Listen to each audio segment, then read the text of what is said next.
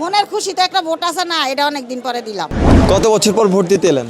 17 বছর। 17 বছর। এর আগে কেন ভোট কেন্দ্রে আসেননি? আসি নাই, আমরা যখন কেন্দ্রে আসছি বললো আপনার ভোট দেওয়া হয়ে গেছে। 12টা 1 মিনিটে আমরা ভোট দিয়ে শেষ করে দিচ্ছি। আপনারা কেন আসছেন? আমরা চলে গেছি।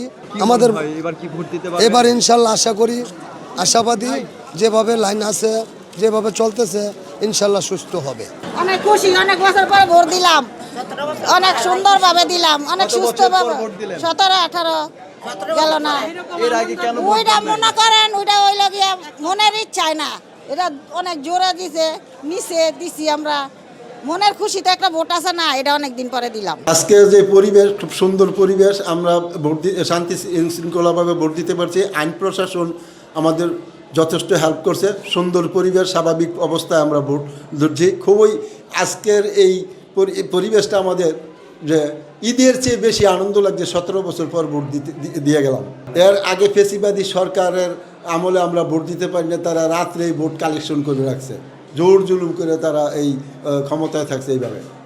তখন কি ভোট কেন্দ্রে আসতেন কিনা? আমি ভোট কেন্দ্রে আসছি, কিন্তু ভোট দিয়ে ফেলছে বলছে তারা, ভোটটা হয়ে গেছে। এবারে নির্বাচনী পরিবেশ কেমন দেখছেন? খুব সুন্দর, ভালো লাগছে আমার কাছে।